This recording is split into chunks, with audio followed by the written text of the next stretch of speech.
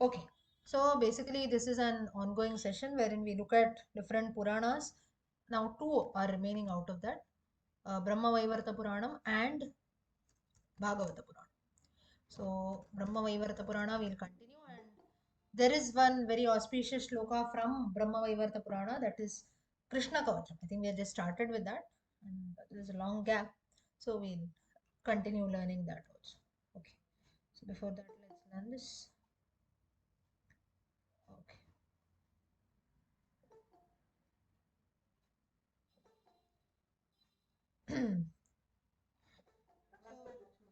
No, same, same.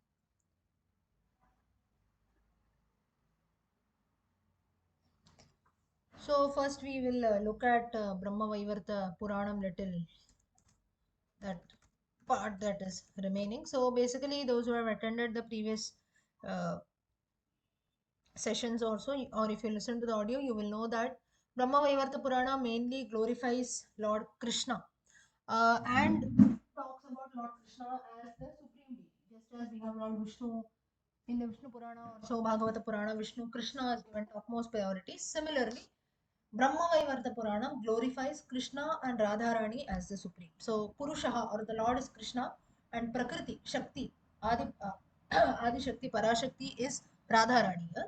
And so this is the significance of Brahma Vaivarta Puranam, something a very unique aspect. So here Krishna, though now in general aspects we consider Krishna to be one of the avatars of Vishnu, here Krishna was given a higher status, even higher than Vishnu. So now here there is no place for conflict or argument. The thing is, each Purana glorifies about a particular deity. So to glorify about someone or the Lord, we have to keep that person at the top. That's it. So like this, we had seen a few stories with regards to Brahma Vaivarta Purana. Now in just let's look at the let's look at the remaining part. Now, if you see, there are certain few stories that we had seen, like Krishna Kavacham, few stotras that were composed: Krishna Stuti, Krishna Kavacham, Shiva Stuti, Shiva Kavacham. Like this, there are many stotras in Brahma Vaivarta Purana. You also have a lot of stotras in praise of Ganesha. Next time, whenever you chant any stotra, if you can see the reference, it might be mentioned in many references at Brahma Vaivarta Purane, especially a lot of shlokas in praise of Ganesha, Vishnu, Shiva, Krishna, and so on are in praise of uh, are mentioned in the Brahma Vaivarta Purana. Further, if you see, this Purana also talks about few goddesses like Ganga, Lakshmi, Durga, and so on. Now, here, very important, you can say, an aspect is, or an interesting story is, Brahma, once it so happened that he ended up cursing his own son Narada. That is one of his Manasa Putras, Narada. So, what is the story? I'll just tell you in gist. So, once it so happened that the four Sanat Kumaras were there, Sanaka, Sanandana, and so on. The four Kumaras, Brahma asked all four of them, they are also his sons. So Brahma, as the father, he tells his four sons of four Kumaras that you go on the path of Brahmacharya Ashrama, Sannyasa Ashrama, you take up sannyasa, you go on the path of, you can say, doing tapasya and so on. And he tells Narada that what you do is, you do Srishtikarana. I have been given the job of creation, you help me in that. You lead the life of a householder. And wherein he said that Narada, imagine Narada, if you see, is a Devarishi, right? He did not like this. So therefore, what he did was, he immediately he said, why do you want me? Why you want me to go in the life of samsara also? I don't want to lead a householder's life. I don't want to get into family life and so on, because that is full of responsibilities. If I am a sannyasi also, then it's not much. I just need to focus on myself. Now here, if you see, Brahma here explains that we should never feel that one ashrama or one stage of life is, you can say, there are more responsibilities, other stage is not so. Like many people have this aspect, right? We take up sannyasa and go away. Taking up sannyasa is one thing, just wearing those bar garments also, and not marrying and leading a family life, just leaving all alone in solace. You just go to the Himalayas here and there, taking up sannyasa. That is not sannyasa ashrama. Sannyasa ashrama is a path which has been laid by all our acharyas. Maybe the different line of Shankaracharyas and so on. That is true sannyasa. Not just wearing bar garments, moving about here and there. Like that, you will find thousands of sannyasis, right? So, for every ashrama, there is a particular responsibility. In fact, their responsibility is far more. for us. Now, everyone. So the point is, in every stage of life, or wherever, now most of us, if you see, we all lead a family life. So we have our own set of problems also, and at that time we feel that no, leading a householder's life or a family life is very very difficult. I have to fetch for my wife or my husband, my kids. Then it just keeps going on and on. My grandchildren, then about my parents, my ancestors. Then if I have to lead a family, also I have to fetch for my family. This that like this. It's an ongoing process, right? So every day there are new worries. I cannot focus on anything. I cannot focus on myself. I cannot focus on spirituality. There are different things that go about. So the thing is, wherever one is, that we feel is very, very difficult. Or maybe a student also will feel no, studying every day, going to school, going to college, doing this also. That's the most difficult phase of life.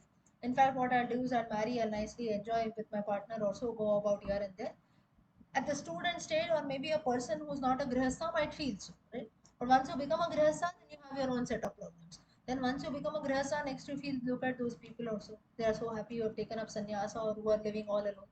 So the point is, this is human tendency wherein we look at each other and feel that no, the other person or the other stage of life is very good, very peaceful. So here Narada also, so this is a normal conversation that takes place. But Narada, he talks to Brahma at a higher level. What he says is, why do you want me to give up Amritam or so? What is Amritam? Is this sannyasa ashrama? Now, Narada, all of us, we know, he moves about Bhuloka, Swargaloka, and everywhere, moves about chanting the names of the Lord. So, wherein he says that, why should I leave the seva that I'm doing to Lord Krishna? What is that? By continuously chanting his names, spreading his nama, and so on. So, this is like Amritam, nectar for me. Instead of that, why should I drink the visham, the poison of the samsara? Why should I leave a family life also, which is hopeless? I take a birth, I do everything, and then again I die. Punarapi jananam, punarapi maranam, punarapi janani chatare shayanam. Why should I do this? Like Adi Shankaracharya says. And bharya bibhyati tasmin kale. He says, wherein once the body is gone, that is once life goes away, one's own wife also doesn't care for you, she'll also fear you. Right? So we are just a piece of flesh bones also, only till Jivatma is there inside, there is meaning to it. Otherwise, everything is useless, right? Nobody is going to respect the flesh bones also. Not even for 24 hours, a person is kept, right? When we die. So Narada says, I don't want to lead such a hopeless life also. But here, but still, now here Brahma got angry. He said, I have ordered you, I have told you something. If I have told you something, there will definitely be some motive behind it. And now what happened is, therefore, he cursed Narada that you will become a person maybe just moving about here and there, and then you will be into music, you will start playing the veena, you'll become very talkative, you'll be a wanderer, so on. And he also curses that you will be born as a dasi. You will be born as a son of a dasi. That's the reason why in certain references we have Narada who's shown as a very comical character. Actually, that should not be done.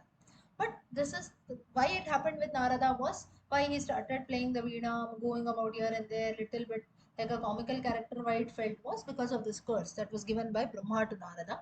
But Brahma told that after taking lot of births also, by the grace of Lord Krishna, you will return back to Brahmalokam, and there you will become a jnani. That's when you get the status of a Devarishi.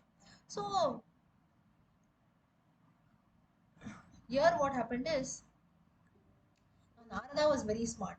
What he said is, here you have not given me a curse from your heart, but just your ego is hurt. Why so? Because you are my father. As a son, I did not obey your orders. Therefore, you got angry at me because your ego was hurt. You have cursed. Apart from that, you have not cursed me from your heart, right? You didn't wish. You don't. You will never wish that evil should come upon me, just as any father would not wish. Therefore, do one. So I'm very happy that you have given me this curse also. Let me born. Let me be born as a son of a dasi, let me play the veena, let me move about here and there. But Narada said, I want one thing which should happen to me, that is, never ever bhakti should leave me in all my births that I live. I take, I should always be chanting the Lord's name, Krishna Nama. Now, why here everywhere Krishna Nama is being mentioned is because Brahma Vaivarta Purana glorifies about Krishna. So you might be wondering, Narada always chants Narayana, Narayana, where Krishna came in. Because the Purana glorifies about Krishna, it is mentioned Krishna Nama. Basically, you can consider the Lord's name.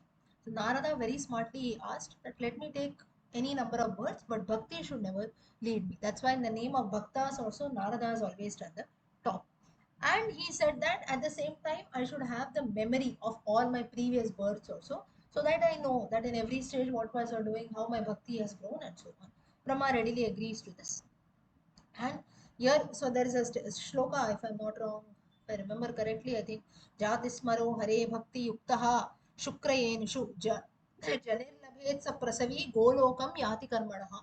This is a line when Jani is nothing but Janma. Wherever I get a birth, I should never ever forget the Lord. That is Golokam, one who lives in Golokam. Golokam is a place where it is believed that Radharani and Krishna, they live together in Goloka. So this was the curse, how Brahma Narada got this curse, but he never lost his jnanam, or so he never lost his bhakti. Further, here if you see Narada, once he, now here at this time,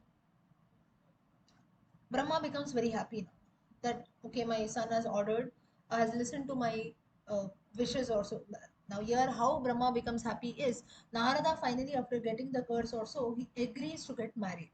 Okay. Now when he just agrees as per the wish of Brahma. So Brahma becomes very happy, and at this time he teaches Krishna Kavacham and Shiva Kavacham. Krishna Kavacham, if you see, we had started learning, right? So this was a sense wherein Brahma teaches Krishna Kavacham to Narada and also Shiva Kavacham. And both of this he teaches to Narada. And Narada, after this, he visits both Lord Shiva and Vishnu. So after learning both the Krishna Kavacham and Shiva Kavacham, Narada visits Kailasam and Vaikuntha. And he goes there, and while he was going about, he talks about, what he does is he talks about different ashrama dharmas, which we have already seen: Brahmacharya ashrama, Grihasthashrama, Vanaprasthashrama, Sannyasashrama. Then what are the, especially he gives a lot of reference to Grihasthashrama Dharma. Even in the Narada Purana also, if you see, lot of reference is given to Grihasthashrama Dharma, how should one lead a Grihastha's life. Then, so like this, different on different aspects, he talks about how a person should worship the Lord, what are the different ways of attaining mukti, how should one develop bhakti towards Lord Krishna, and so on. So like this he goes. Now here, if you see, it is mentioned that now Brahma, he first tells Narada where you should go in which order. So he first tells Narada that now that you have learned Shiva Kavacham, first you go to Kailasa. Shiva Lokam. Now where is Shiva Lokam located? It is located, now all these measurements with numerical values is mentioned in the Purana, so I am telling you. 1 lakh yojanas above Dhruva Lokam. Now what is Dhruva Lokam? Dhruva Lokam is nothing but the pole star that we see in the sky every day. Don't get confused between the planets Venus. Venus also can be seen, the most shiny planet. And as this, at the same time, you also have the Dhruva Tara, that is a pole star. So wherever is a pole star, that is Dhruva Lokam. About a lakh yojanas above that is Shiva Lokam. There you go, Narada says, and you can get the darshana of Lord Shiva. Now, Shivaloka, if you see 1 lakh yojanas, that is a distance between Dhruvalokam, that is a pole star, and Shivaloka. And Shivalokam is also spread with an acre of, you can say, 1 lakh yojanas. And it was such that here in Shivalokam, Vishwakarma, the architect of the gods, had only constructed the Shivalokam. It seems that crores and crores of Shiva Bhaktas, the Bhutaganas, the different Siddhas, and so on, all of them, they used to live in this Shivalokam. You also had a lot of uh, places in praise of Lord Shiva that are there. A lot of Bhairavas. Who are Bhairavas? How we have Kala Bhairava, a form of Shiva. Like this clan of Shiva is called as Bhairava. So lack of Bhairavas also lived there. And there, Jara, Mrityu, Vyadhi, everyone was free from all this. Old age, disease, uh, death, Mrityu, Kashtam, any kind of difficulty. People were very happy there, just like about Vaikuntham, how we have the description. Similarly, Shivalokam also had this. And Narada, he actually went up to this. And here, what he saw was, he saw the Panchamukhi form of Jatajuta, he sees. What is Jatajuta? Very beautifully, he explains. Jatajuta is a form of Shiva, so one having the jata. So that is a reference used by Narada here to call out to Shiva. He had the Ganga river on the head with a Neelakantha, lot of snakes moving about, Vasuki, the main snake, Trishula, Damaru, Rudrakshamala. And here he says that Krishna Namam was there on the lips of Shiva. Lot of Siddhas, Yogis, Bhutaganas, Nandi, Nandadi Devas, Nandi, Adi Devas, everyone was sitting there. Adi Devas, when I say demigods, Nandi and all other attendants of Shiva, all of them were present. And here Narada saw this sight. This was a description of what Narada saw that he has mentioned. And as he came near Shiva, he chanted the Shiva Stuti and the Shiva Kavacham, and he fell at the feet of the Lord. Now, Lord Shiva, he knew that why Narada had come here. And he had a lot of questions with regards to the Lord. How should a man wake up? What should he do? And so on. So all this different on different topics, Narada questions Lord Shiva that what are the Nitya Karmas? How should a person do in general? What should be done? And so on. How should a person lead a good life? So in these different aspects, now we'll not go very much deep into this, but here Shiva, he talks about all these things of, it's called Ahanika Acharam. Ahanika, A-H, Ahanika. Ahanika Acharam, every day. Nitya Karmas also, how one should lead a life. On this, Narada questions and Shiva gives an answer. Now here there are different stotras which Shiva himself suggests like while taking a bath, the shloka Ganga Ishte Yamune Ishteva Godavari Saraswati Narmade Sindhu Kaveri Jalosmin Sannidhim Kuru. So while taking a bath, one should chant this shloka. Then one should wake up at the Brahma Muhurta and do some meditation on the Lord. Then here while doing the Snanam, that is, I told you to chant the names of the different rivers that are there. So why that is chanted is so that as if the when we are taking bath, the normal water which comes in our taps, that has the power, or you can say that has the purity of all these rivers. So like this, different shlokas that are there, and then while we chant this, different goddesses are also remembered, like Sita, Ganga, Padmavati, Bhogavati, Kaushiki, and so on. Now, who are all these? These are all rivers that have come from the feet of Lord Vishnu, Jannavi. From Vishnu's feet, to also Ganga river has come. Similarly, Bhogavati, Kaushiki, and so on. These are all rivers that have come. And at the same time, what should be done next is next once we take a bath also Tilakam. Tilaka as per everyone's tradition. Now all this Shiva is telling Narada. Okay, so whatever we do today, from where it has come is Shiva was the first person who told this to Narada, and then slowly it has been spread out. So once you take a bath, we apply some tilaka. Right? So as per everyone's, whether you apply a namam or a vibhuti or a kunkuma chandana, so as per everyone's uh, custom, we do that. Then while we apply the tilaka also, where the tilaka should be applied for the vibhuti, or it can be even the namam, whatever you apply. For men especially, it should be applied on the hands, forehead, neck, chest, general, wherever we apply. For women, it is applied on maybe just the forehead, that is there. And at this time also you have the tilaka mantra. Whenever you apply some tilaka also, the mantra should be chanted. For women especially, when you put the kunkuma, there is a kunkuma mantra that is there. And in general there are certain mantras. So the point is why Shiva tells all this is, and why there is an aspect of even chanting. Now you might be wondering, right? Why now when I brush my teeth, when I get up from my bed now, first thing when I get up, Karagre Vasate Lakshmi, Karamadhye Saraswati, Karamule Tu Govindam, Prabhate Karadarshanam. Getting up in the morning, I should look at my hands and then start my day. Before I get up, Samudra Sane Devi, Parvatastana Mandale, Ushnapatni Namastupyam, Padasparsham Kshamaswame. Now I'm touching, I'm going to stamp Bhumi Devi, so that let me ask for forgiveness. Then I go freshen up also, then immediately once I take a bath, Gange Yamune Shaiva, the shloka. So like this for each and everything, then I apply the tilaka again a shloka. So now how life becomes difficult, right? Every minute if I have to chant a shloka, what will happen? Before I'm having food, Annapurne, Sadapurne, Shankara Prana Vallabe, just moves about. Then some people chant the entire 15th chapter of the Gita. So for every action, why a shloka has to be chanted? So for this, it is just that we are being grateful for everything that is there. I've got one more day in my life. Therefore, let me be grateful for every minute, every moment. Today, water is coming in my taps. I'm being able to purify myself. So let this water be purified. Let this water be as holy as the rivers that are there, Ganga, Yamuna, Kaveri, and so on.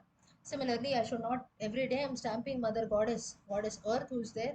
Every day I'm stamping her. Therefore, I am asking for forgiveness. Similarly, food has come. Food is there today in front of me on my plate. I have food. I'm grateful to Goddess Annapurna for this. Next, Karagre Vasate Lakshmi. In everything that I do, even my hands that are there. Today I'm able to wake up. I can see a new morning. Life is still there between me. Inside me, Jivatma is still there inside. So I'm grateful for that. So for everything, the if you see in Sanatana Dharma, our culture, why some people get very irritated, right? Or even it can happen with anyone. It is quite natural. For everything, if there are shlokas, now there are shlokas we know, not all of us we are able to chant. Many of us we don't do it. It's not that we do it on purpose also, but we don't remember, right? Usually we are in a hurry also, you just wake up, you run about here and there. But why all these shlokas also are there is not just only for the religious aspect, but It is to be grateful, or to, whenever we tell children, right, whenever you get something as a young child, we immediately tell them, say thank you. You tell them three, four times, of the fifth time onwards, the child, anyone gives anything to the child, without us telling anything, the child says thank you. Why do we tell the child thank you? Is it knows that next time I get something, I'm just telling thank you for that. So just a sense of gratitude. So in our culture, for everything that we do, we have a sense of gratitude. We thank the Lord for that day. So very beautiful gesture. And this Shiva tries to explain this through the means of Narada and to the entire world. Next is there are different questions which Narada asks, like what kind of Nevidyam should be offered and so on every Ekadashi. Uh, and Krishna Janmashtami, Shivaratri, and so on. Fast should be observed. Maybe only milk, fruits, roots also can be consumed. Then the vessel that has to be kept for the Lord for puja purposes also, that should be, you can say, it should be in copper vessels, or we use certain vessels for puja purposes, right? It should not mix with the normal cooking vessels that are there. Then for those, there are certain exceptions. Now Lord Shiva himself tells this, wherein he says that for few people there can be exceptions. You need not observe a fast also, like for people who are suffering from some kinds of diseases, or they are not ill, or maybe women also in the last stages of pregnancy and so on, or during the menstrual cycle, they need not offer, or they rather they should not observe fast also. So all this the Lord himself tells, so that there is no part, there is no, you can say, no place for doubt at all. So Narada asks each and every small question. Why he asks is, there is a purpose behind it, because later in Kali Yuga people will be not only in Kali Yuga, later in general humankind will have to follow all this. The sad story today is none of us we know that something like this has been mentioned, and we have one fine grandfather also coming and telling us, we end up hitting the grandfather or arguing with him, from where you learned what you told, you are mad, right? But the ultimate reality is, it has been mentioned in our books, in our own scriptures. We don't know. That's the only reason that's there. Next is, on certain days also, certain things should not be consumed. Like, for example, uh, consumption of brinjal also on Ekadashi. What do you call brinjal only, right? Brinjal. So on certain days, people will not eat brinjal also. Similarly, beans and things like this, or even the what do you call that, Loki, bottle god, things like that will not be eaten. Why on certain days it's not eaten is the bottle god and things like that.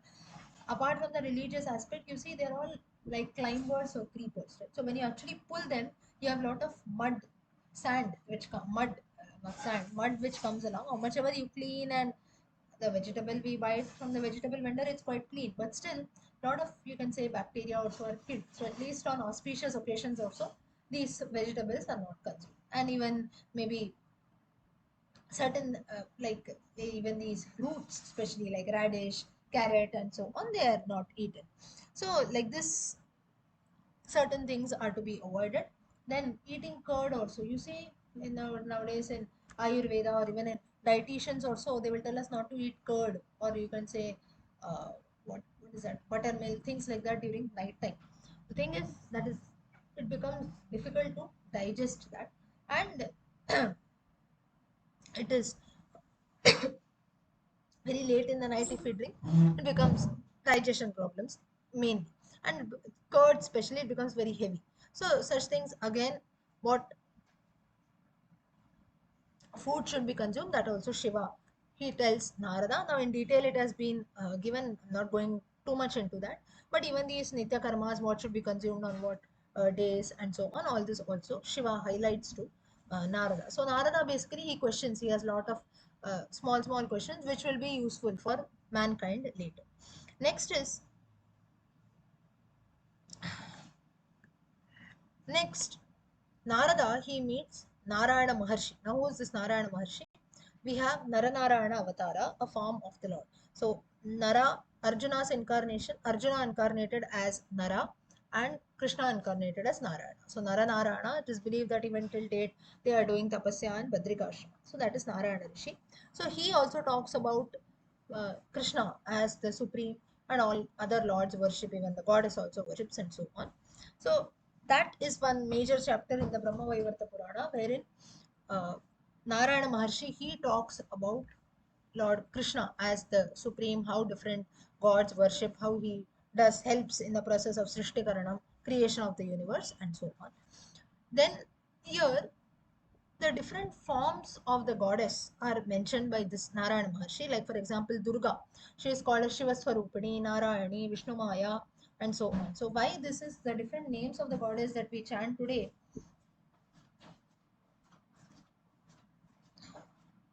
That is all due to, you can say, the different names where they have come is they are all mentioned in these different Puranas. So that's when they have come. Or for Veda Mata also we have Gayatri, who's also called as Veda Mata. Utpanna Shakti. Utpanna Shakti. What is Utpanna Shakti? Anyone knows? To create something. Utpanna Shakti, this is used in reference to the one who is a creator of Chandas. Gayatri Chandasam, we say Gayatri is one of the Chandas or the meter in which the Vedas are, you can say, they are composed in that manner. So that is a particular chandas, Gayatri, Trishta, Panushta, Brihati, and so on. These are all Vedic chandas. So another name for Gayatri is Utpanna Shakti. Next is Sandhya. She is also called as the mother of tantras, different tantras. So in the Sandhya Vandanam that men with the Yajnapavitam do, you might do some hand mudras also. In that reference, this Nama is given to her. Next, for Mahalakshmi, you have different names: Swarga Lakshmi, Raja Lakshmi, Griha Lakshmi, the names of the different Ashtalakshmis. So, all this reference comes in the Brahma Vaivarta Purana. And for Goddess Saraswati, Buddhi, Vani, Vidya, Kavita, Medha, Kalpana Shakti, Swarupa, and so on. So, for different goddesses, these are different names. For Radha also, there are names like Sarabhuta, Sanatani. So Sanatanaha for Krishna, Sanatani, eternal goddess. Sanatani, Rupa, Dhanya, Pujya, Manya. These are all names for Radha. Mainly, and now if you see Rupa, Dhanya, Manya, Pujya, they are not again limited to Radha alone. In general, also we can use. Now, why I'm telling you all these names is you would have heard these names, which girls are usually kept. In fact, for Radha Rani, there's a very interesting name. Nityani Kunjeshwari. Nityani Kunjeshwari meaning one who is always in happiness. This Nityani or Nityani also you can say. Nityani Kunjeshwari, or one who is always engrossed with Lord Krishna also. So that is the reference which comes in the Brahma Vaivarta Purana. So like this, or one who is a Swarupini. There are also names wherein now here, if you see in the Brahma Vaivarta Purana, when you go through the original text, you'll know that Krishna Swarupini, Krishna Atma. These are, this is how Radha Rani is referred to. Not in all places directly Radha is given. Okay. And here it is believed that Radha always wears only Neela Vastram. Just as the Lord wears Pita Ambaram, Pita Vastram, yellow clothes, Radha Rani is always seen to be wearing blue clothes. So like this, the story and the different names, not exactly the story, different names of the goddess is mentioned. Now, with this, the Narayana Maharshi talks about different names of goddess. Next topic is the story of Yajnavalkya. Yajnavalkya, due to a curse or so, he forgot all the. Now, Yajnavalkya, if you see, a great propounder of Yajurveda, especially Krishna Yajurveda, you can consider. And he, due to a certain curse or so, he lost all the memory of the Vedas. So, once it so happened that he was a sage of Vaishampayana, and like there were little, you can say, arguments between them, and that's why he lost the memory of his Vedas. His guru Vaishampayana, he cursed him, and he said that whatever you have learned, what you should do is you should vomit it out. So Vaishampayana tells Yajnavalkya that whatever you have learned, everything you please vomit it out. So when Yajnavalkya he vomited,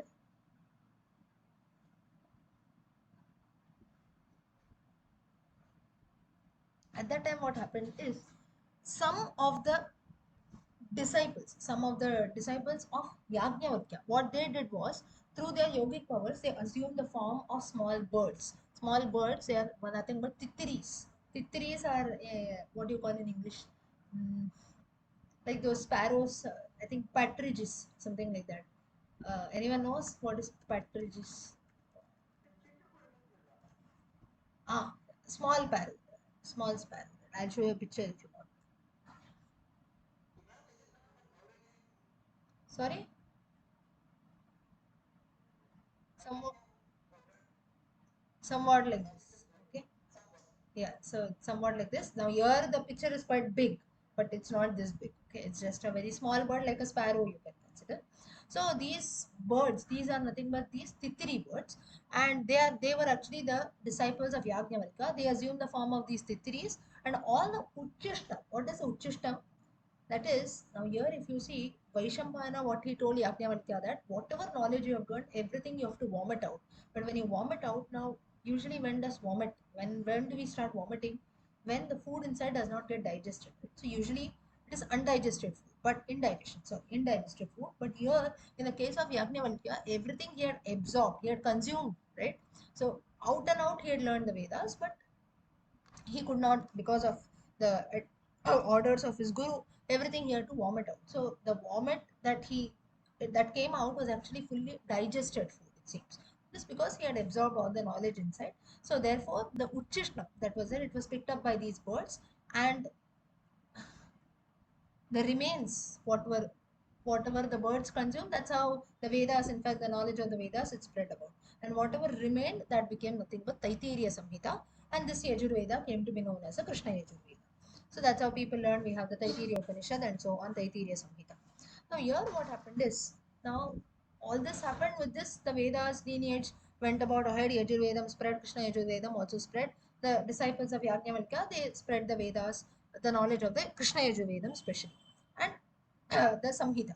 But now what happened to Yajnavalkya was, he decided that now what I should do is, I should not take up a guru who is a human being, because he has got a lot of ego, right?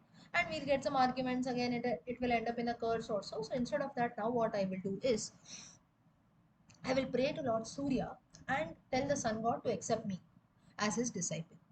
Now, a lot of tapasya he does. Surya Bhagavan is very happy, and Surya Bhagavan comes in the form of a horse. And he tells that, I will tell you, he discloses a new form of Veda, that is nothing but the Shukla Yajurveda. That's how Yajurveda is divided into two, Krishna Yajurveda and Shukla Yajurveda. And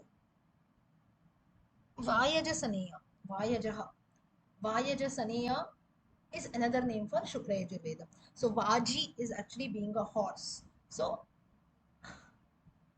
if you see, that's the reason why Shukla Yajurvedam, the way they chant, if you have ever heard people, especially in Uttara Bharatam, they will chant Shukla Yajurvedam.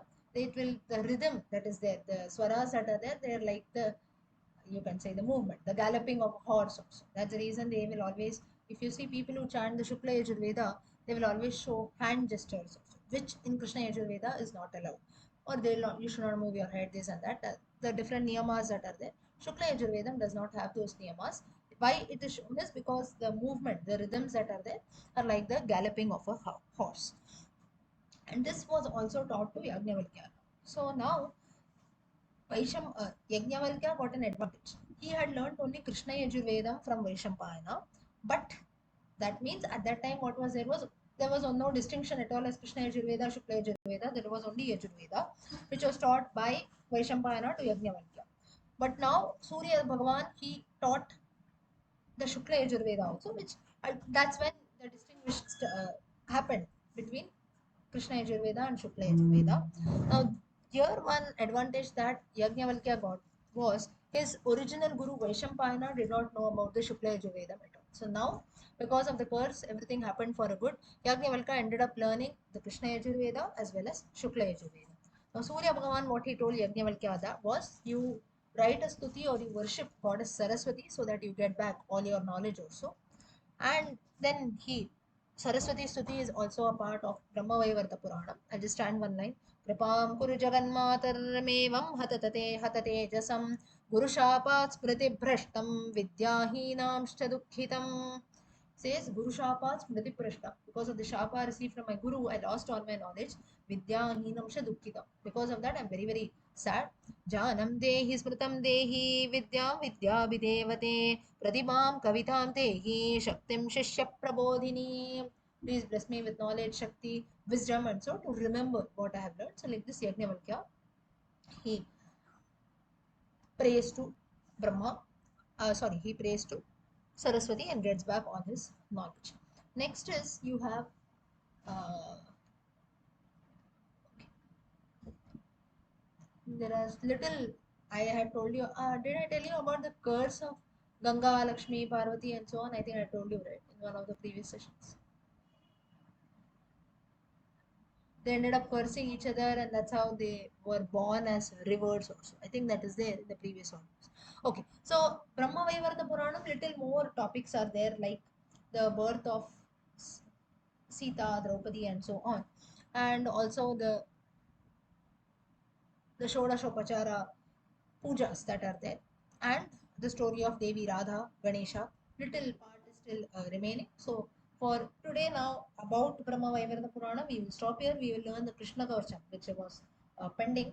Next Saturday, when we look at again, we next Saturday, hopefully, I am hoping that we finish Brahma Vaivarta Purana, and last is Bhagavata Purana. We should start with that. So for today, we will stop looking at Brahma Vaivarta Puranam and start learning Krishna Kavacham now. All of you, please take out the text. Krishna Kavacham I have reshared on the group.